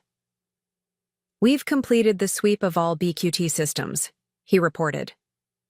"The good news is that the actual damage appears more limited than we initially feared. The compromised protocols affected specific aspects of the DoD project but didn't extend to our core commercial encryption products." "That is good news," I agreed. "What about customer impact?" "Minimal, based on our assessment. The commercial systems use different architectural approaches than the custom DoD implementation. We're still conducting verification, but so far, all commercial deployments appear secure." I felt the first genuine relief in days. BQT's commercial business, the foundation of its market valuation and future growth, seemed to have escaped the damage caused by Richard's poor judgment. "There's something else," David added, handing me the tablet. "We found this in a hidden directory on Richard's personal server." The screen displayed what appeared to be a personal journal entry, dated just 3 months ago. "E continues to push for access to the Gamma protocols. Says it's essential for her contribution to the DoD implementation, but those specifications aren't relevant to her assigned modules." When I questioned this, she became uncharacteristically emotional, then extraordinarily affectionate. I can't shake the feeling that something isn't right, but I've come too far to start questioning things now. The Malibu house closing is next week, and I've had to move another $800K from our personal accounts. Alexandra will notice soon if I don't create a better cover story. I stared at these words. Richard's private thoughts revealing his own doubts about Elise, his awareness that he was crossing lines that couldn't be uncrossed, his recognition that he was hiding significant financial decisions from me. "Has the FBI seen this?" I asked. "Yes," David confirmed. "It's part of the evidence being assembled for their case." I returned the tablet, unsure how to feel about this glimpse into Richard's private deliberations. It showed a man who sensed he was being manipulated but continued anyway, who recognized the betrayal of his marriage but persisted in it, who suspected potential security concerns but ignored them. "Thank you, David. Please continue coordinating with the federal investigators." After he left, I turned once more to the window, watching as the rain finally began to clear, patches of blue appearing between clouds. Similarly, the way forward for BQT was gradually becoming clearer. A return to its foundational principles of technical excellence and security integrity, freed from Richard's compromised leadership. The company could be rebuilt. My life could be reconstructed. The offshore millions my father had insisted I maintain separate from my marriage had given me not just financial security in a crisis, but the leverage to protect everything worth salvaging from the wreckage of Richard's betrayal. The rain stopped. Completely, sunlight suddenly illuminating the city with startling clarity. It felt like an appropriate metaphor for my own transformation. From trusting wife to clear-eyed strategist, from background investor to active corporate leader. Richard had emptied our accounts for his mistress, never knowing about my offshore millions. His ignorance had been my salvation, and would be his downfall. 2 weeks after Richard's removal, I sat in the main BQT conference room with Lynn, Sophia, and the leadership team, reviewing our progress and outstanding challenges. The initial crisis had been contained, but new obstacles were emerging as we worked to stabilize the company. "The DoD has conditionally reinstated our contract," Lynn reported, the first piece of genuinely good news we'd had. "Their technical review confirmed that our remediation protocols exceed security requirements. We're on probationary status for 6 months with enhanced oversight, but the core project continues." "That's crucial," I acknowledged. The $1.8 billion contract represented not just revenue but market credibility. Losing it would have devastated BQT's reputation and future prospects. What about the commercial client base? Marcus, who had transitioned from financial investigator to interim chief strategy officer, consulted his tablet. Mixed reactions. We've retained 87% of clients without issue. The remaining 13% have requested enhanced assurances or are considering alternatives. Most concerning is Meridian Financial. They're threatening to switch to quantum solutions from next-gen securities unless we provide significant additional security guarantees. I frowned. Meridian was BQT's largest commercial client, a global financial services firm whose endorsement had helped secure dozens of other corporate clients. Losing them would trigger a dangerous domino effect. What specifically are they asking for? I inquired. Contractual penalties 10 times the normal rate for any security breach, quarterly independent security audits at our expense, and Marcus hesitated. Direct involvement of Alexandra Chen as personal guarantor of system integrity. I raised an eyebrow. They're asking me to put my personal reputation and assets on the line? Essentially, yes. Their CEO, Thomas Wellington, specifically requested your involvement. He said, and I quote, "We trusted BQT because the Chen family was behind it. We need to know that commitment remains." The request was unprecedented, but not entirely surprising. In financial circles, the Chen name carried significant weight. My father had built his reputation on impeccable judgment and absolute integrity. Apparently, that legacy was now being called upon to salvage BQT's relationship with Meridian. Set up a meeting with Wellington, I decided. I'll address his concerns directly. As the meeting continued, other secondary challenges emerged. Key employees being recruited by competitors eager to capitalize on BQT's vulnerability. Media speculation about the company's future creating market uncertainty. Potential class action lawsuits from shareholders claiming the board should have detected Richard's malfeasance sooner. Each issue required careful navigation. We developed contingency plans, assigned response teams, and prioritized interventions based on potential impact. Throughout, I found myself drawing on skills honed during years of investment analysis. The ability to separate critical factors from noise, to identify leverage points where targeted action could yield maximum benefit, to anticipate second and third-order consequences of each decision. As the meeting concluded, Lynn remained behind, waiting until we were alone before speaking. "There's something else you should know," she said, her expression troubled. "The technical team's deep audit of our systems has uncovered evidence that Richard might have been working on a secondary quantum encryption method, something separate from both the DoD project and our commercial products." "What kind of encryption method?" "We're not entirely sure," Lynn admitted. "The files are fragmentary and heavily encrypted themselves. But based on what we've deciphered, it appears to be an implementation of a theoretical approach called homomorphic lattice encryption, something that would allow computations to be performed on encrypted data without ever decrypting it." "That sounds like a significant advance," I observed. "Why would Richard keep it separate from our main research streams?" Lynn hesitated. "That's what concerns me. This particular implementation appears designed specifically for financial applications, cryptocurrency, transfers, anonymous banking, untraceable transactions." The implications were clear. Richard had been developing technology that could facilitate illicit financial movements, perhaps planning his own exit strategy, a way to move money beyond the reach of conventional tracking systems.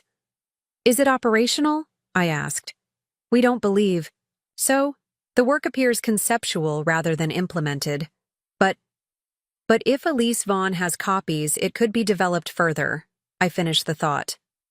Lynn nodded grimly. "I've informed the FBI, but I thought you should know directly." After Lynn left, I sat alone in the conference room, processing this new complication. Richard's actions continued to reveal new dimensions of betrayal, not just of me and our marriage, but of the scientific principles that had once defined his work. He had taken his brilliance and perverted it toward deception and escape, rather than advancement and security. My contemplation was interrupted by a call from Sophia. Alexandra, I've just received notice that Richard is fighting extradition from Singapore. His local council has filed emergency motions claiming political persecution. On what basis? I asked, incredulous. They're arguing that the charges are a pretext created by competitors to gain control of his quantum encryption technology. They've specifically named you as orchestrating his downfall to seize control of BQT. The audacity was breathtaking. The evidence of his financial fraud is irrefutable. Yes, but Singapore's courts move deliberately in extradition cases, especially when the defendant has significant resources. His legal team is quite sophisticated, clearly not assembled on short notice. He planned for this contingency, I realized. The emergency extraction, the legal representation in Singapore. This wasn't panic. It was a prepared exit strategy. Exactly, Sophia confirmed. And there's more. Richard has filed emergency motions in New York seeking to freeze all BQT operations, claiming corporate theft of his intellectual property, specifically relating to something called homomorphic lattice encryption. The same technology Lynn had just mentioned. The pieces clicked into place. Richard hadn't just been developing an escape method. He had been creating leverage, proprietary technology he could claim as personal intellectual property rather than corporate assets, something he could use to maintain control even after being removed from the company. How serious is this challenge? I asked. Potentially very serious, Sophia admitted. While Richard's status as fugitive from justice weakens his position, intellectual property claims can create significant complications, especially for a technology company whose primary assets are algorithmic and theoretical rather than physical. I considered our options. We need specialized counsel, the best intellectual property attorneys available, particularly those with expertise in quantum computing applications. I've already reached out to Eliza Montgomery at Frost & Tannenbaum, Sophia replied. She's the leading expert in quantum computing IP law. Good. And we need to accelerate our public communication strategy. Richard is trying to create a narrative of persecution and theft. We need to counter transparency and facts. After ending the call with Sophia, I found myself once again at the window, staring out at the city as evening descended. The offshore. Millions that had initially given me financial independence were now being deployed in a different kind of battle. Legal, reputational, strategic. The resources my father had insisted I maintain separate from my marriage had become the foundation for a much larger defense. My phone buzzed with an incoming text, from a number I didn't recognize. You should have stayed in your lane, Alexandra. Some games are too complex for amateurs. R. Richard, somehow communicating despite being in custody in Singapore. The message carried both a threat and a dismissal, characterizing me as an amateur overstepping my capabilities. It revealed both his continuing arrogance and his fundamental misunderstanding of who I had become. I forwarded the message to Sophia and the FBI without responding directly to Richard. His attempt at intimidation had the opposite effect, crystallizing my resolve. He still saw me as he always had, the supportive wife, the passive investor, the financial administrator to his visionary genius. He had never recognized the strategic mind that had helped build his company, the analytical acumen that had optimized his operations, the determined spirit that had supported his ambitions while maintaining its own integrity. That blindness would be his final miscalculation. I called Marcus. Accelerate the leadership transition planning. Richard is escalating his counterattacks earlier than we anticipated. What specifically do you need? He asked. Everything. Board resolutions affirming Lynn's authority, comprehensive IP documentation showing corporate ownership of all relevant technologies, operational continuity planning that demonstrates the company functions perfectly well without Richard Blackwell. As I ended the call, I felt an unexpected clarity. These secondary challenges, Richard's legal maneuvers, the client concerns, the technical complications, weren't just obstacles to overcome. They were the true test of whether BQT could transcend its founder's failings and emerge as something stronger and more resilient. Richard had emptied our accounts, believing it would leave me vulnerable and dependent. Instead, my offshore millions had given me the resources to fight back. But money alone wasn't enough. This battle would require every skill I'd developed over decades: financial analysis, strategic planning, relationship management, and perhaps most importantly, the courage to stand firmly on principle when others wavered.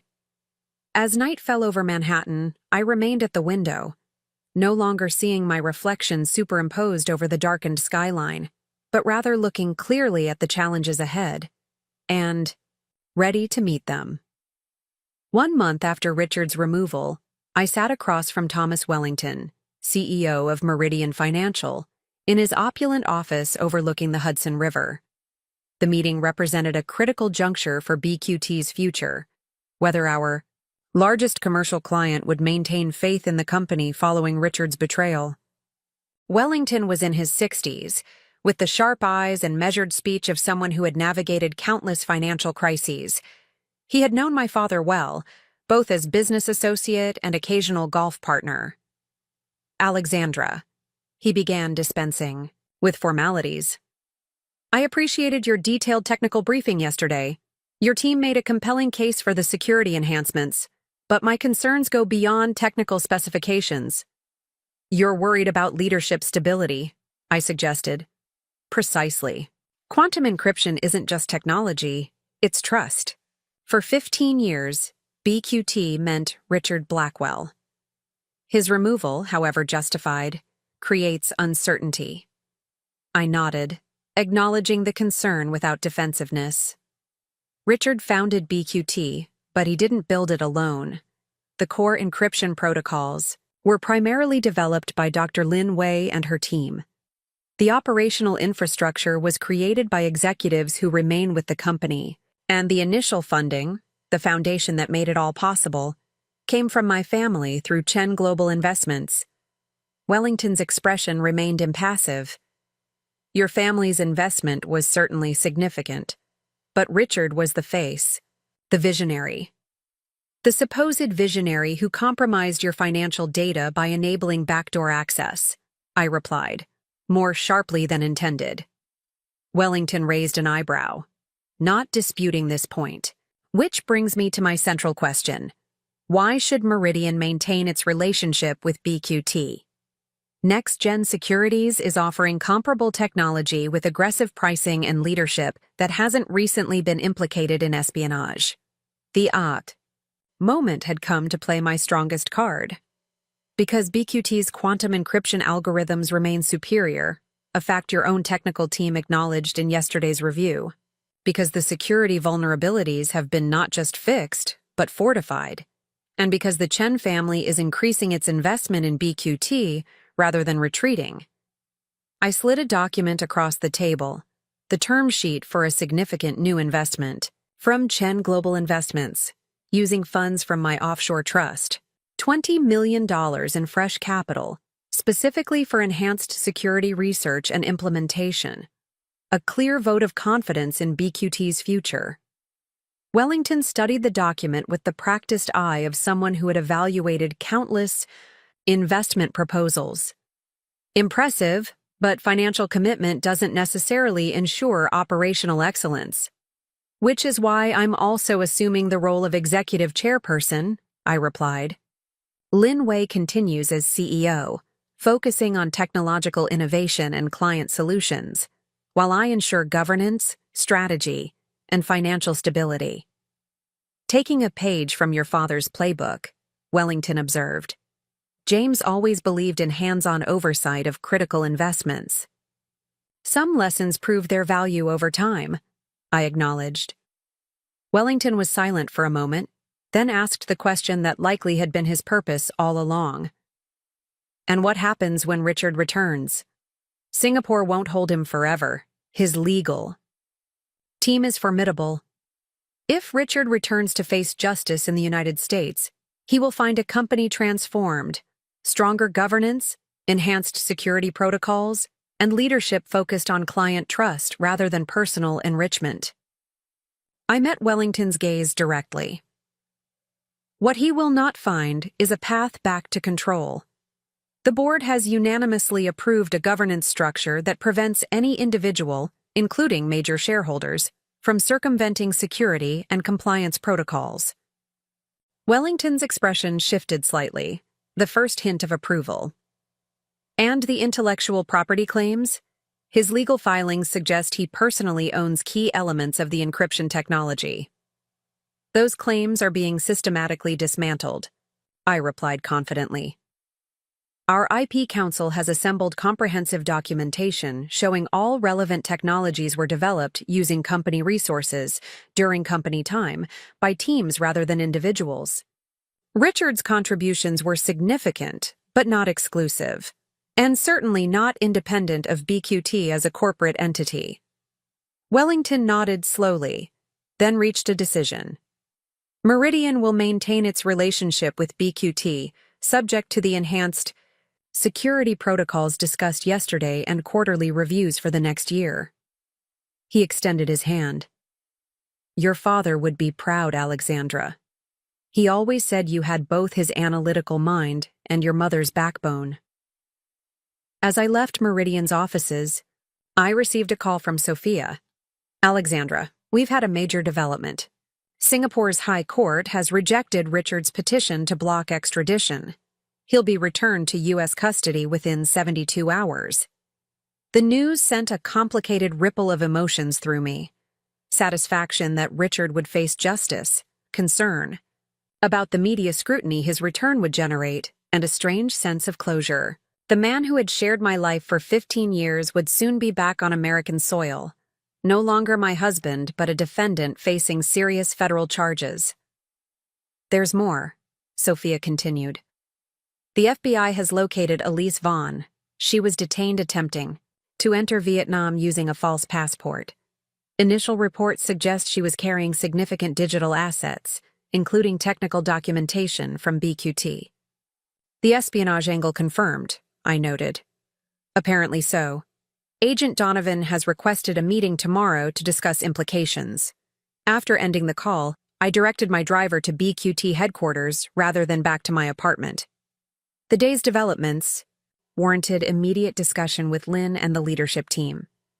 I found them already gathered in the main conference room, having received similar updates from their respective contacts. Richard's extradition changes our timeline, Lynn observed after we'd reviewed the facts. We need to accelerate the public narrative before his return dominates the news cycle, Marcus agreed. The profile piece in the Wall Street Journal is scheduled for next week. We should move it up if possible, establish BQT's new direction before Richard's legal drama overshadows everything. Make it happen, I instructed, and prepare a clear statement about the extradition, factual, unemotional, focused on the company's cooperation with authorities and our commitment to moving forward under new leadership. As the team dispersed to implement these adjustments, Lynn remained behind. There's something else you should see, she said, sliding a tablet across the table. The screen displayed technical documentation I didn't immediately understand, complex quantum algorithms and code structures. What am I looking at? I asked. That complete homomorphic encryption system Richard was developing, Lynn explained. Our team finally decrypted the protected files. It's remarkable work, actually. Potentially revolutionary for secure financial transactions. The system he claimed as personal IP rather than company property, I noted. Yes, but here's the interesting part. Lynn highlighted a section of code. This core algorithm, it's adapted from work I did 3 years ago, work that was fully documented in BQT's research database and covered by my employment agreement. Richard modified it significantly, but the foundational approach is unquestionably derived from my earlier research. Understood the significance immediately. So his IP claim is fundamentally flawed, Lynn confirmed. He built on company-owned research using company resources during his tenure as CEO. His contributions are brilliant, but legally, they belong to BQT. This definitively refutes his legal challenge, I realized. Lynn nodded. Completely. Our attorneys are preparing the formal response now. As Lynn left, I remained in the conference room, absorbing the implications of these developments. Richard's return to face justice, Elise's capture with incriminating evidence, the conclusive refutation of Richard's intellectual property claims, Meridian Financial's decision to maintain its relationship with BQT. Piece by piece, the foundation for BQT's future was solidifying. My phone chimed with an incoming email from Richard, routed through his legal team. Alexandra, before returning to face what I'm sure will be a media circus and legal battlefield, I wanted to communicate directly. What began as poor judgment on my part evolved into something I never intended. Elise was not who she claimed to be, and I became entangled in a situation that spiraled beyond my control. I never meant to betray our company or our marriage. I recognize that words are inadequate to address the damage done, but I hope eventually you might consider that 15 years of partnership shouldn't be entirely negated by even severe mistakes. Richard. I read the message twice, recognizing the carefully crafted narrative. Richard as victim of circumstances and manipulation. Rather than perpetrator of deliberate fraud and betrayal, there was probably some truth to this perspective. Elise had indeed targeted him as part of an intelligence operation, but it conveniently overlooked his willing participation once the relationship began, his systematic deception regarding company, funds, and his deliberate draining of our personal accounts. I forwarded the email to Sophia without replying to Richard, then turned my attention to the press statement about his impending return. The company needed to project confidence and continuity rather than being drawn into Richard's attempt to reframe the narrative. As evening fell, I stood at the window of what was now officially my office at BQT headquarters, no longer a temporary space but the permanent base for my role as executive chairperson. The position represented a significant evolution in my professional life, a shift from behind-the-scenes investor to public corporate leader. The offshore millions that had given me financial independence during the crisis had now been partially deployed to strengthen BQT's future, a strategic investment that simultaneously increased Chen Global's ownership stake and provided crucial capital for security enhancements. Richard had emptied our accounts for his mistress, never imagining I had resources he couldn't touch. That ignorance had given me the freedom to act decisively when his betrayal was discovered. Now, as he returned to face justice, he would find both his former company and his former wife transformed by the very crisis he had created, stronger, more resilient, and completely beyond his control. The final resolution wasn't just about legal proceedings or corporate governance. It was about reclaiming narrative control over BQT's future, over my professional identity, and over the story of what happened when a brilliant but flawed man betrayed both his marriage and his company. Richard had believed himself the protagonist. In this story, the visionary creator temporarily led astray. He was about to discover that the true protagonist had been beside him all along, underestimated and overlooked until the moment when everything changed. 6 months after Richard's removal, I stood at the podium in BQT's newly renovated auditorium, addressing the assembled employees, board members, and select media representatives. The company had just completed its most successful quarter ever, with the DoD contract fully reinstated and commercial client retention exceeding all projections. Today marks not just the end of a challenging period, I began, looking out at the attentive faces, but the beginning of BQT's next evolution. The security breaches that threatened this company have become the catalyst for developing the most robust encryption systems in the industry. The leadership crisis that shook our foundations has given rise to a governance structure that ensures no single individual, including myself, can ever compromise our collective mission. The journey to this moment had been anything but smooth. Richard's return to the United States had indeed created the media circus we'd anticipated. Breathless coverage of the quantum trader, whose brilliance had allegedly been manipulated by a foreign operative. His legal team had mounted an aggressive defense, portraying him as a victim rather than perpetrator, a narrative that gained some traction in the press but fell apart under scrutiny in the courtroom. 3 months ago, Richard had accepted a plea agreement, guilty to multiple counts of wire fraud and embezzlement, in exchange for cooperation with ongoing counterintelligence investigations. The espionage charges were set aside, not because he was innocent, but because prosecutors determined Elise Vaughn was the primary actor. Richard now faced 8 to 10 years in federal prison, a significant financial restitution order, and the permanent loss of his role in the company he'd co-founded.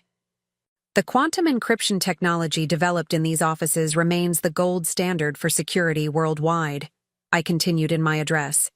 Not because we claim infallibility, recent events have certainly proven our capacity for error, but because we've learned that true security comes from systematic verification, distributed authority, and unwavering commitment to integrity at every level.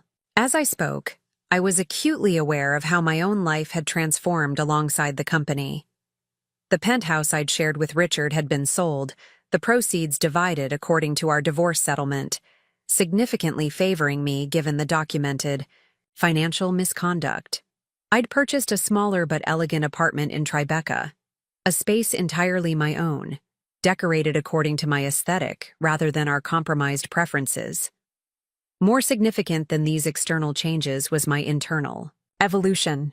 The woman who had once defined herself partly through her marriage to a brilliant physicist turned entrepreneur had reclaimed her identity as Alexandra Chen, daughter of immigrants who built a financial empire, financial strategist who helped shape quantum technology's commercial application, corporate leader navigating a historic crisis toward unprecedented success.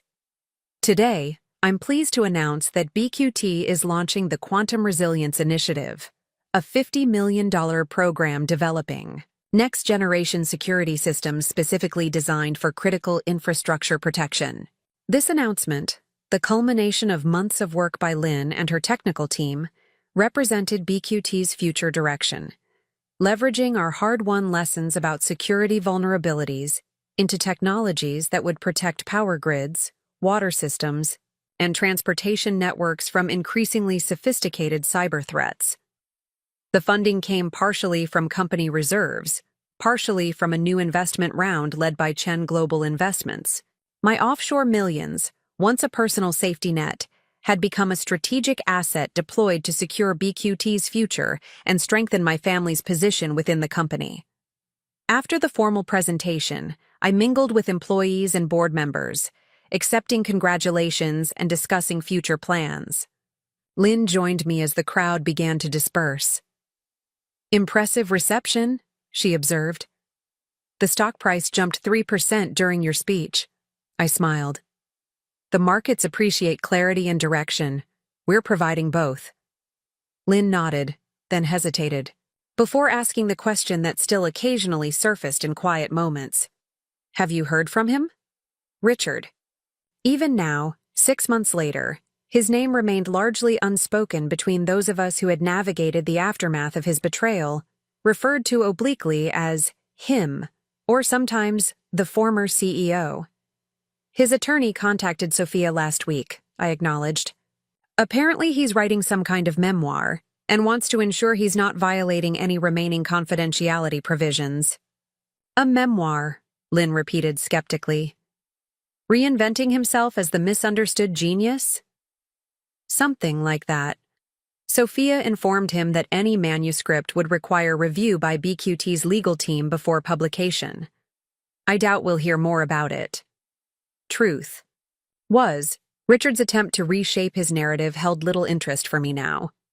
The man who had occupied such a central position in my life for 15 years had become increasingly peripheral, a cautionary tale rather than an active presence. Later that evening, I hosted a small dinner at my new apartment for the core team, who had helped navigate BQT through its darkest days: Lynn, Sophia, Marcus, and David.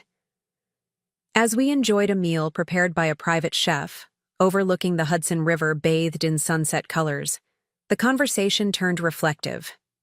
6 months ago, I wasn't sure the company would survive, David admitted, swirling wine in his glass. The security breaches seemed too fundamental, the leadership crisis too severe. I was more concerned about Alexandra than the company, Sophia confessed, glancing at me. Finding out your husband has drained your accounts for his mistress would devastate most people. I considered this. It would have devastated me too, if not for my father's insistence on maintaining separate resources. Those offshore millions weren't just financial security, they represented independence of action when I needed it most. Your father was remarkably prescient, Lynn observed. Not prescient, I corrected gently. Just experienced. He'd seen how quickly circumstances can change, how relationships presumed solid can fracture. He wanted to ensure I always had options. As the evening progressed, our conversation shifted from past challenges to future possibilities. Lynn's vision for quantum encryption's evolution, Marcus's strategies for market expansion, David's innovations in security architecture. The trauma of Richard's betrayal hadn't disappeared, but it had been integrated into a larger narrative of resilience and renewal. After my guests departed, I stood on my terrace watching the city lights shimmer against the night sky. 6 months earlier, I had awakened to a notification of unusual account activity, the first indication that my husband was systematically betraying our marriage and the company we'd built together. That moment had triggered a cascade of discoveries and decisions that transformed nearly every aspect of my life. Richard had emptied our accounts for his mistress, believing he was leaving me vulnerable and dependent. He couldn't have been more wrong.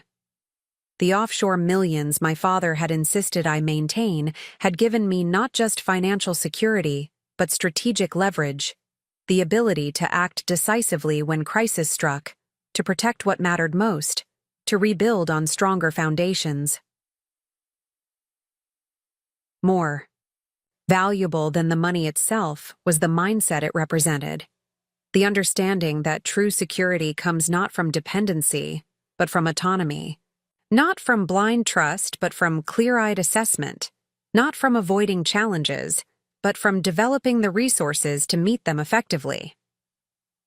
My phone chimed with a message from an overseas investment partner, a quantum technology application, developer in Tokyo interested in potential collaboration with BQT. Even at this hour, opportunities continued to emerge.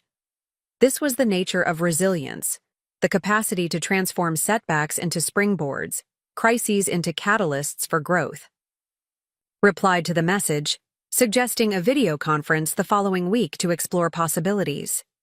Then I returned my attention to the city spread before me, a landscape of light and shadow, opportunity and challenge, endings and beginnings.